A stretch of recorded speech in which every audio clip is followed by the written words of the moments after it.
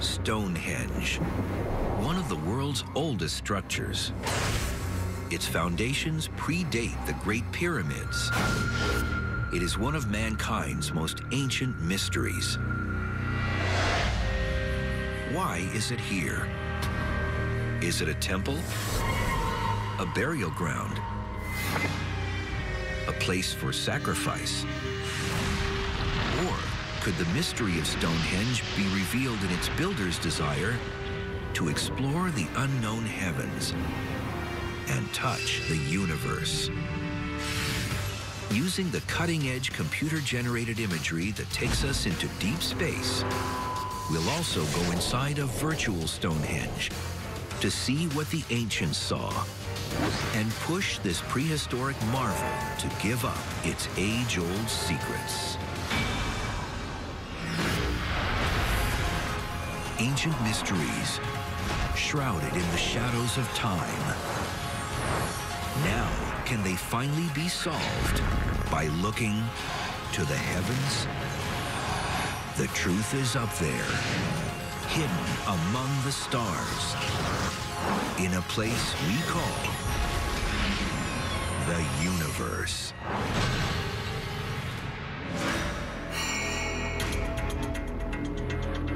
The mysterious circle of stones called Stonehenge sits on a southern English plain inside an earthen bank 5,000 years old. It was built over 15 centuries, begun by Stone Age farmers and herders, later completed by groups of successor peoples with sophisticated engineering skills. What drove them to build it? What is Stonehenge? People have said that it's a giant temple, a wonderful monument sitting out in the Salisbury Plain where thousands of people could have come thousands of years ago to worship what? Gods? We have no written records. We take what we can from what we see and attempt to find out what it is.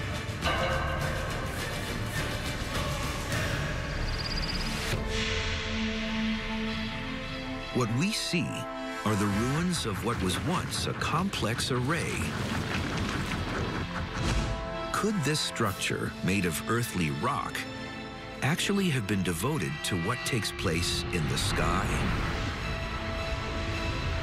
Watching the bright sun come up every day, the moon come up and change its shape throughout the weeks and the months, must have been quite a show. Was this the Hubble telescope of its time? The first clue to the mystery may come from the sun.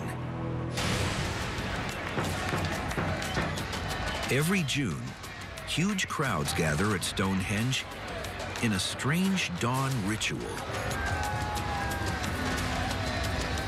It's the first day of summer, the solstice, longest day of the year.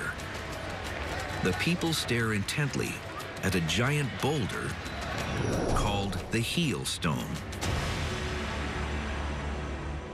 What is remarkable about the construction of Stonehenge is that on the first day of summer, if you stand at the center of the monument and orient yourself towards the heel stone, then as the sun rises, you'll see essentially the sun come up just over the heel stone. The precision to which this occurs year after year seems miraculous.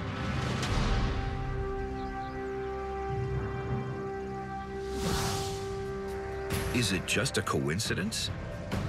Or did the ancient builders put the monstrous heel stone in just the right place to mark this day's sunrise every year? It's outside of the ring. It's over 200 feet outside of the ring. It is 16 feet tall. It's probably got another 4 feet in the ground just to keep it stable, and it weighs 35 tons. Was Stonehenge a sun temple with its focus at the heel stone? Do other stones point to the sun as well? The ruined monument we see today is incomplete. So the answers may lie in just how the giant stones were originally arranged. The main ring was a series of vertical slabs topped with heavy cross pieces. These lintels, as well as the uprights, were made of sarsen stone, a type of sandstone common to the area. The sarsen circle is 180 feet across, 30 stones. Average weight can be anywhere between 20 and 40 tons. This is as large as a fully loaded cement truck. This construction task boggles the mind even today.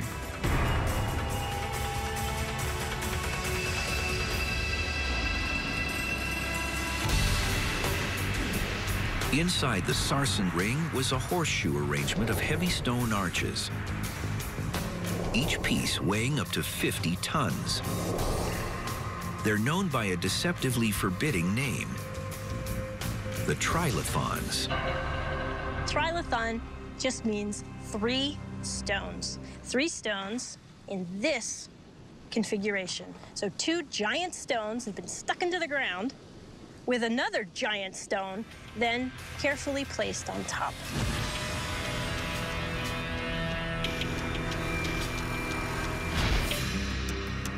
To work out the link between the stones and the sun's changing path through the sky, you would need to visit Stonehenge every day for a year and place cameras in dozens of locations.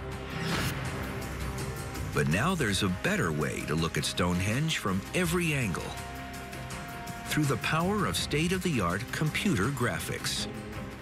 So in the simulation, we're present day, summer solstice sunrise. We're camming out, coming up over the monument, taking a look at its present state, advancing the sun as well. Shadows come across the surface and looks beautiful. Professor John Philwalk heads up Idea Lab at Indiana's Ball State University. It was started as part of a $40 million project to use computers to visualize what our eyes cannot. Massive processing power immerses us in the ancient monument to decipher the mysteries of the silent stones. Come into the sarsen ring, and we can take a look at the trilithon in the back, the main one. Thread the needle there. Can maybe spin around so we can see the features out there.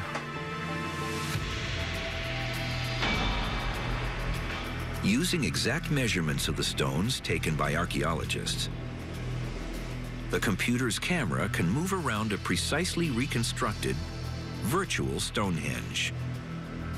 The simulation is as accurate as can be.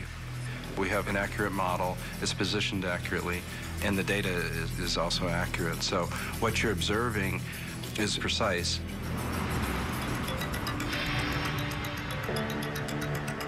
Astronomical data compiled by NASA adds the positions of everything in the sky seen from the stones, just as if you were standing there. And by typing in a date and time of day, we board an electronic time machine that carries us to any moment in the past, present, or future. Watching the sunrise position change from month to month is effortless. At this point, let's advance 1 month and see what happens. You can see the sun roughly framed by the sarsens there. If we place the computer's camera in the center of Stonehenge, one thing becomes immediately clear. Your eyes are drawn to the horizon. Modern man pays little attention to the horizon. In our cities, it all but disappears. But for ancient astronomers tracking the sun, the horizon was a key reference point. If you want to do astronomy simply, it's really hard to find things in the middle of the sky, to accurately locate them when they're directly overhead. But the horizon is a great place to try and get an accurate measurement of how things are changing on the sky. Ancient astronomers could see that the sun rises and sets at different places on the horizon during the year. Because the Earth's axis is tilted, the northern hemisphere leans away from the sun in winter, making the sunrise seen from Stonehenge farther south. In the summer, the tilt is toward the sun, making the sunrise farther north. When it rises on the first day of summer, the sun is as far north as it ever gets. Its position, in fact, may have been so important at Stonehenge, the central axis of the entire site points directly at it. But other stones mark the sun too. Take, for instance, the massive trilithons.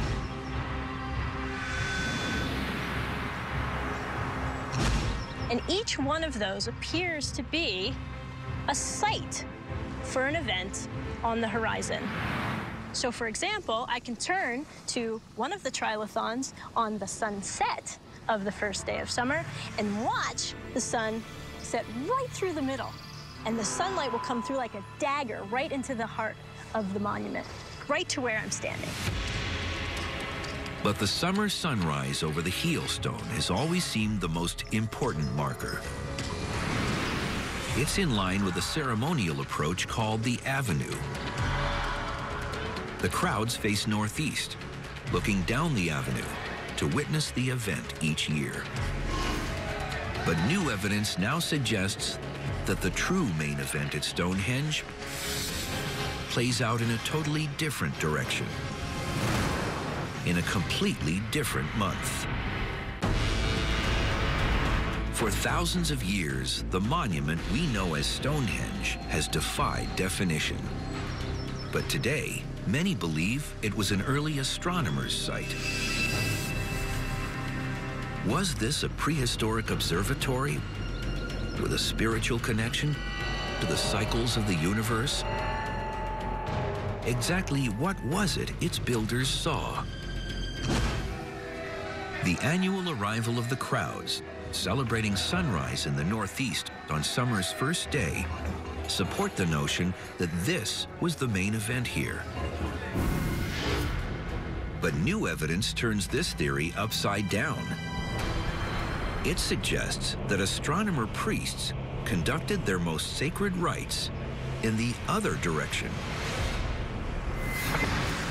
A high-tech laser scan in 2011 revealed something totally new about the main Sarsen circle. The Starsons seem to have been very, very carefully worked to look their most beautiful on that approach from the northeast and as you go into the monument, not looking from the other direction. But what happens as we do look in that other direction? The sun is behind us. The stones cast their shadows ahead. Were the Stonehenge builders sun worshippers who warned us, look away from the powerful God? Or could it be that the crowd is not only facing the wrong way, they are here on the wrong day?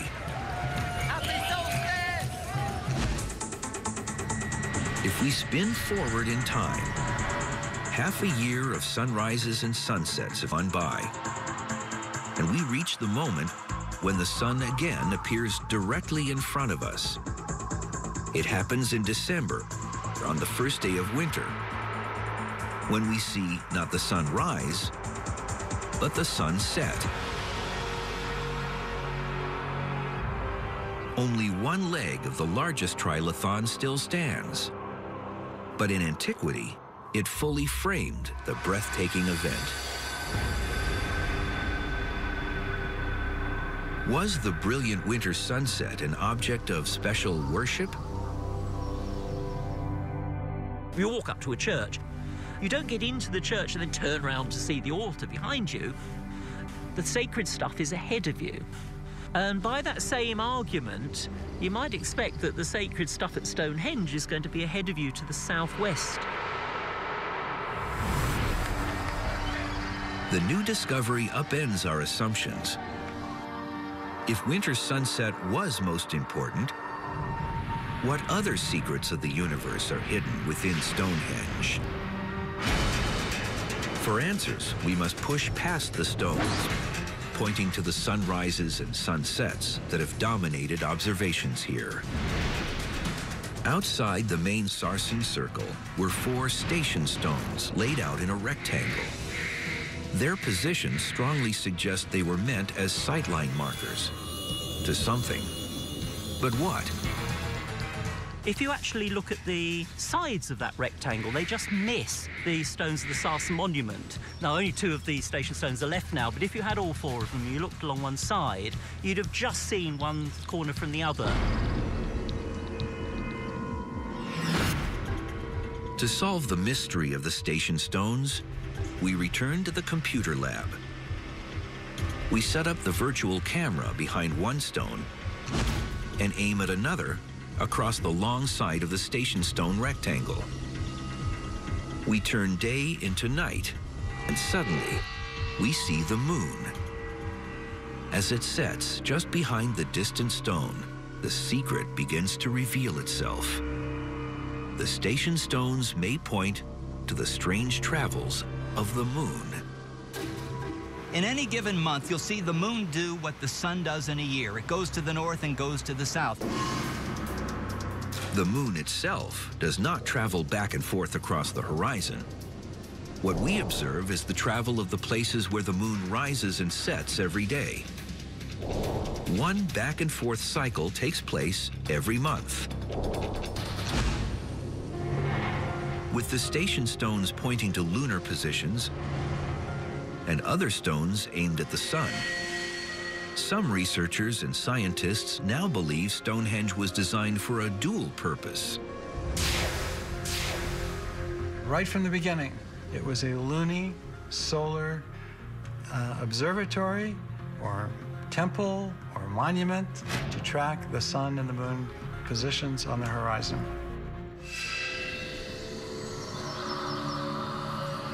But moon tracking is far more difficult than watching the sun.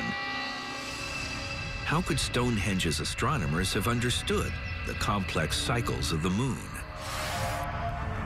Even today's astronomers have trouble visualizing how lunar motions in space translate into the moon's march across the horizon as it rises and sets on Earth. Think of yourself in a rocket ship out in space, looking at the Earth and moon.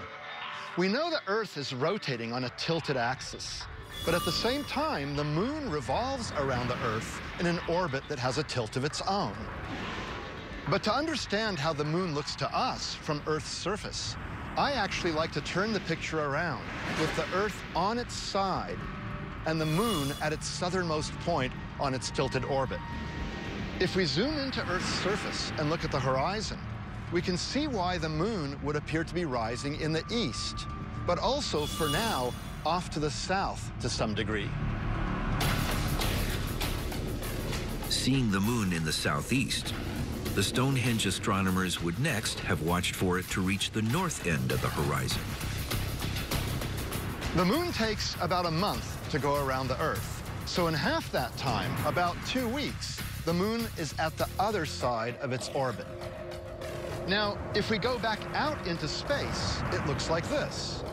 But to see how it looks from Earth's surface, we have to swing our rocket ship all the way around to the other side of the planet. When we do that, we can see the moon rising in the east again. But now it's off to the north by some amount instead of to the south. But in aiming their stones, the builders of Stonehenge may have also discovered a subtle secret in the range of the moon's motion. The remarkable thing is, over a period of about 18.61 years, this range actually changes. So after about 9 years, it'll decrease a bit. And then in another 9 years, it'll go back to what it was before. So the range of lunar risings is actually changing like an accordion, sliding back and forth over time with a very well-defined cycle. Over the course of its monthly swings, the moon will reach 2 extreme north-south positions in its narrow range and a different pair in its wide range. 4 extreme positions in all. And these are the targets at which Stonehenge's builders apparently pointed their stones.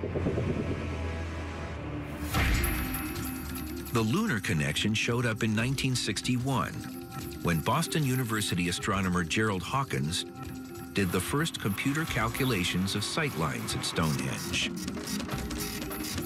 His findings turned the ancient ruin into a symbol of mankind's quest to connect to the universe. Hawkins' conclusions remain controversial, but many scientists still respect the accuracy of his work. I don't think anybody doubts the integrity of his surveying work and his calculations, and certainly some of that was duplicated, again, not just by others, but by Hawkins himself.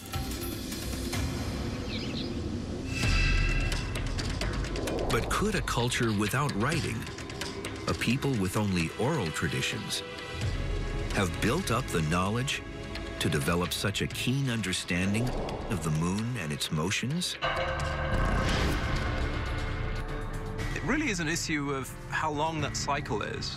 A cycle that's, say, around 18 years long still is not so long that it couldn't be passed on orally from generation to generation.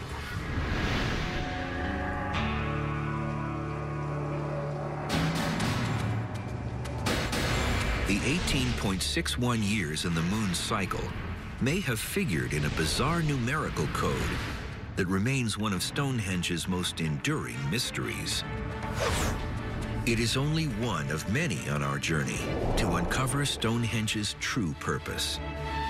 Like the mystery of the missing rocks, holes in the ground where stones have disappeared.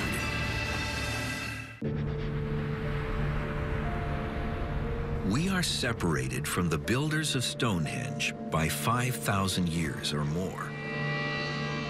How can we possibly understand what they really meant to do so long before modern science began revealing the nature of the universe? The achievement of the ancient Britons is awesome. But is there enough left of Stonehenge to tell us the whole story? What we see of Stonehenge is just half or less of what Stonehenge really once was.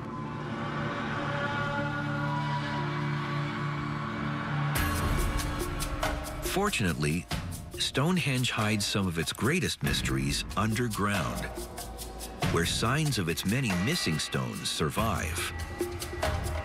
There are marks there of things that are no longer there. We have to speculate. So what you can do is you can scrape off the surface to get to the chalk bedrock. To set these stones into the landscape in Stonehenge required making a socket down into the chalk to keep these giant big stones steady. Those sockets are still there. While some sockets held the big rocks, others held wooden poles. And there are hundreds of them. Were these astronomical markers? Along with the stones that still remain, they would have represented the advanced technology of their time. In the California desert, advanced technology of our own time may well become a puzzle for the future. 5,000 years from now, if all other clues have disappeared, what might people think of this? Wow, look at that thing. It's amazing. What is that? I would imagine a future archaeoastronomer would fairly quickly assume it's some sort of ceremonial site. They would see a monumental metal structure. Maybe it functioned as some sort of sundial, maybe a place of gathering since there's no other habitation in the area. All I can think of is look where I am standing. I'm standing in a huge desert. I've got a horizon 360 degrees around. It just feels like it's a monument to the sky because that is where my eyes are concentrating, is the huge sky that I'm seeing above me.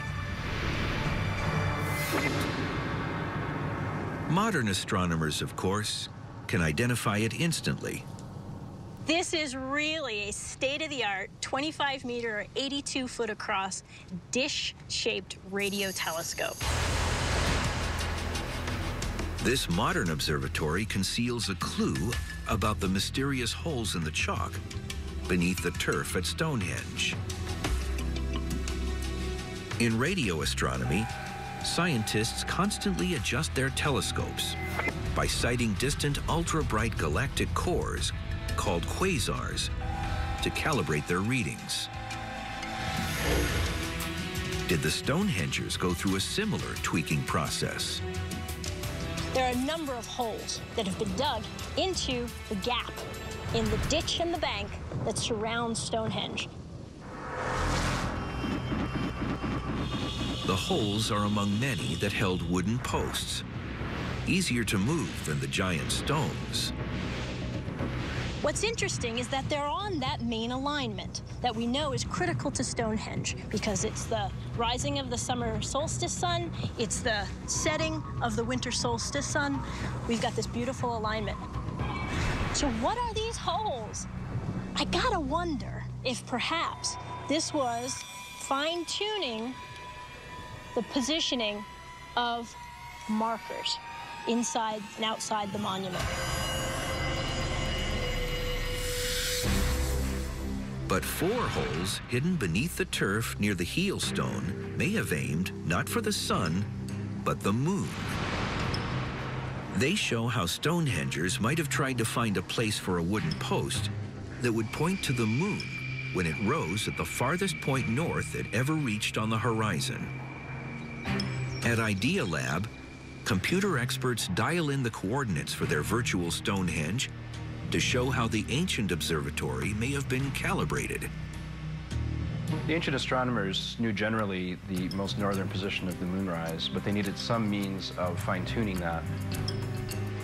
By placing wooden posts in the 4 holes, Stonehengers may have expected one of them to be close to the most northern moonrise.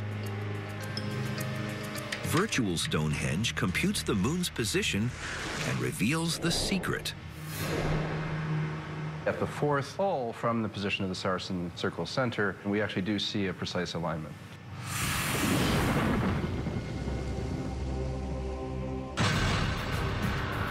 Who were these people, apparently so intent on tracking the sun and moon?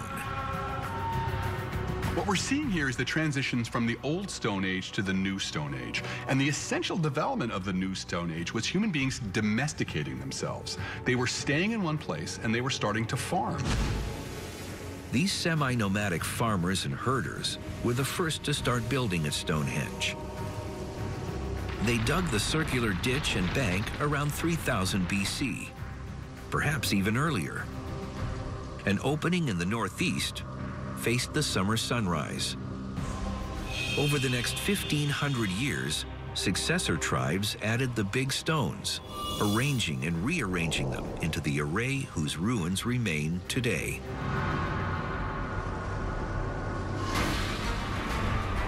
If astronomical alignments were in fact built into Stonehenge, why was tracking the sun and moon important? So many other cultures worship the sun and the moon as gods. So it's not a huge leap to then assume that the people of Stonehenge were also worshiping the sun and the moon as gods. Early man watched the sun and moon to keep time for thousands of years before Stonehenge. But here, the counting of the days and years may have been an ancient sacrament. The sky was the first clock. But in many ways, Stonehenge and the monuments like it were a way of creating a culture that ritualized time in some sense.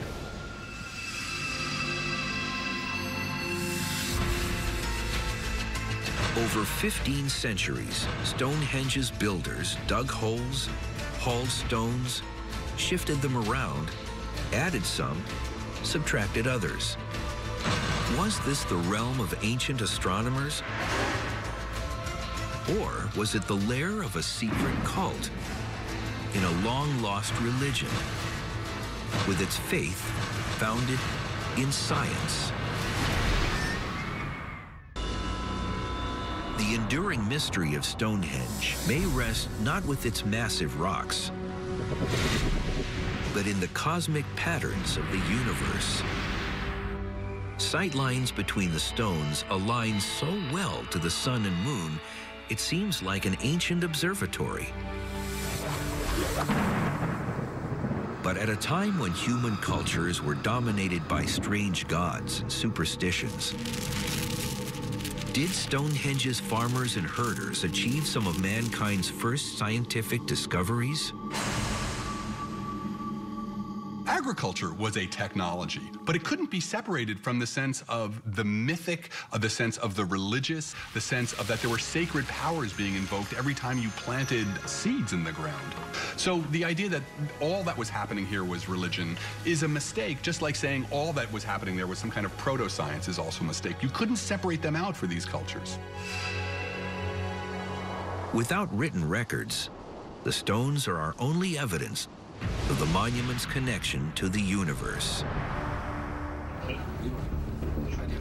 Today, we think of astronomers as scientists, precision observers who attack the mysteries of space with precision instruments. Did they inherit the legacy left by the ancient astronomers and their stones? All of these are actually precision built for their technology 5,000 years ago. That's the reason why some of them are still standing today. They were that well put together. But just how precise was this precision-built monument? The sun and moon sight lines among Stonehenge's rocks are accurate to about 1 degree. There's a simple trick we astronomers use for estimating 1 degree in the sky. If you hold out your pinky finger at arm's length and look at how wide it appears, that's about 1 degree. Now, the sun and the moon are each about ½ a degree in size, so your pinky finger is about twice the width of the sun or the moon.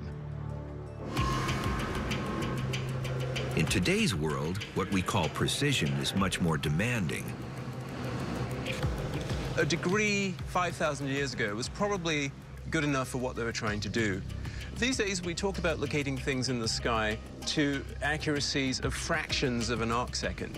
And an arcsecond is a few thousandths of a degree. But at Stonehenge, was 1 degree enough? Thousands of pilgrims each year will swear that the sun rises directly above the heel stone. But 1 degree accuracy gives them some wiggle room.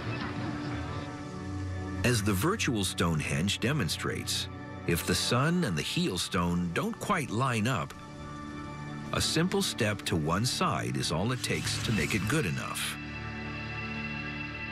To see the sun rising from Stonehenge over the heel stone today, you just go to the center of the monument and wait for the sun to come up, and of course it'll do that. And if you're off to the side a few feet, well, it'll be off a little bit, but it'll be close enough for most people because they're at the solstice and they're at Stonehenge. And that's what matters, because the sun is coming up and people are charmed by the convergence of all of these details. Precisely observing the sunrise at Stonehenge is complicated by the slanted path the sun takes through the sky. When the sun first breaks the horizon, it is just to the left of the heel stone. Rising on a slanted path, it travels up and to the right, eventually appearing over the heel stone like a golf ball on a tee. The summer sunrise alignment has troubled observers who point out that today's heel stone is tilted and once stood taller. In addition, when we punch in a summer sunrise from 5,000 years ago, our computer simulation shows the sun rising even farther to the left. Does this seriously challenge the precision of Stonehenge? What most people don't realize is that there was a companion stone, almost certainly, to the heel stone. It is another one of the monument's missing stones. The chalk hole in which it stood was discovered in 1979, when a ditch had to be dug for a local telephone line. Archaeologists excavated ahead of the construction crew, and a long-hidden secret of Stonehenge was revealed. Its existence may solve the puzzling discrepancy surrounding Stonehenge's accuracy. We don't know for certain the two stones stood together, but it seems highly likely, given the symmetry of things, these stones would have stood symmetrically. Midsummer sunrise would have risen exactly between them.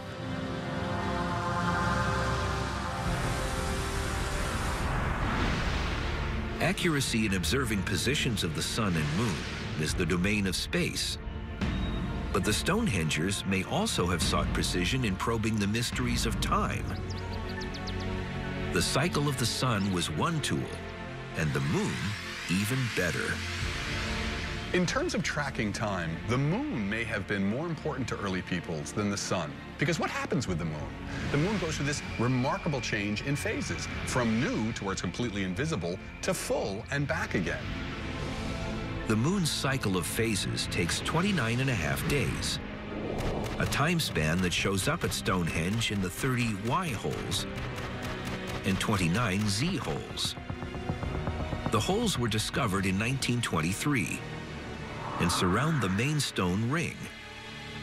By counting 29 days in one month and 30 in another, the early astronomers kept pace with the 29.5-day lunar cycle. But counting the various rings and rows of stones and holes at Stonehenge drives us even deeper into its mystery. Why are there 19 stones in one arrangement? Why are there 56 holes in another? Could these numbers hide an ancient code with the power to predict future events in the universe?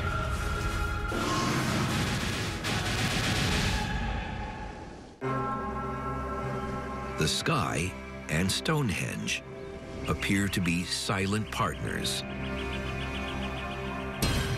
No user manual exists because the Stonehengers had no writing. Still, they may have left us a secret astronomical message encoded in numbers. Consider the number of 4 groups of stones and holes: 19, 29, 30, and 56. What could these numbers mean? These are numbers that only describe the periodicities that can be associated with one unique astronomical object, and that is the moon. While the 29 and 30 Y and Z holes represent the lunar month, 19 small blue stones inside the big Sarsen circle represent the moon's long-known metonic cycle. Let's say we have a full moon on July 4th of this year. Well, next year, the moon won't be full on July 4th. It'll be some other phase. To have a full moon on July 4th again, you need to wait 19 years. And that's the metonic cycle. But the mystery of a moon-based code goes even deeper at Stonehenge. There's another hidden number in a large outer circle formed by the baffling Aubrey holes. The Aubrey holes are named for John Aubrey, who in the 1600s was one of the first people to notice these funny indentations outside the stone circle at Stonehenge. They are a set of 56 pits. They're evenly spaced in a perfect circle, just inside the ditch and bank. The fact that the holes number 56 hints at what may be Stonehenge's most controversial theory.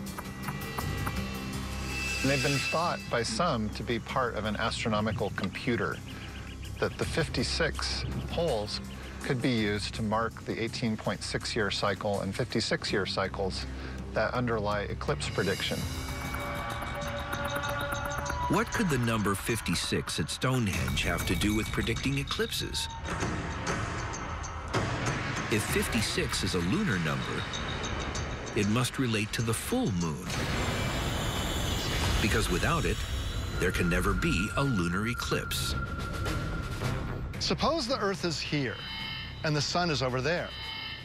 You can have a full moon only when the moon is on the opposite side of the Earth relative to the sun. So it would be over here. Now, if the moon, Earth, and sun are exactly in a straight line, the Earth will cast a shadow on the moon. And that's called a lunar eclipse. The Stonehenge eclipse computer, with its 56 Aubrey holes, may have worked like this. After one lunar eclipse, the challenge was to figure when it would happen again. After 19 years in the Metonic cycle, the moon was full on the same date, but at a slightly different position in the sky.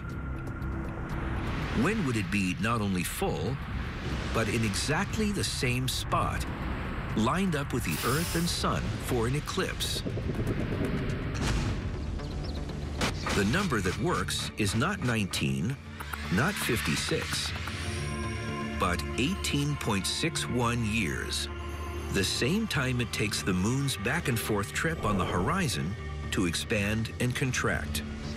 It's a way to pinpoint the moon's position, and so predict the mystical arrival of a lunar eclipse. During a total lunar eclipse, the moon can turn a deep orange color or even blood red. So that must have been a pretty compelling, even frightening event for ancient peoples who worshipped it. But the Stonehengers, without writing, could not deal with fractions. Counting to 18.61 was impossible. And that is where the 56 Aubrey holes come in. The number 56 is also the sum of the number 19 and 18 and 19.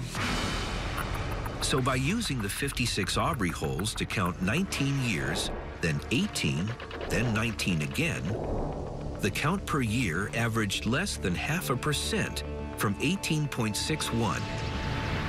The very number needed to track the moon's exact positions on the horizon and predict danger periods when eclipses might occur.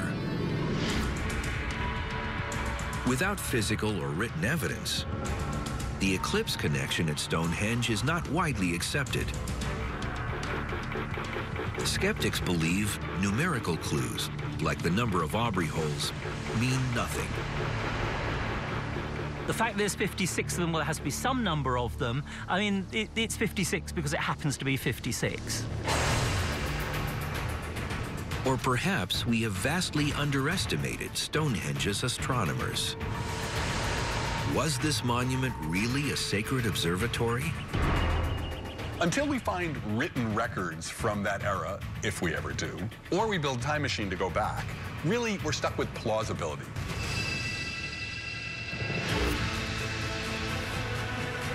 But plausibility leaves open an astounding conclusion: that the ancient shamans were astronomers, and Stonehenge their observatory.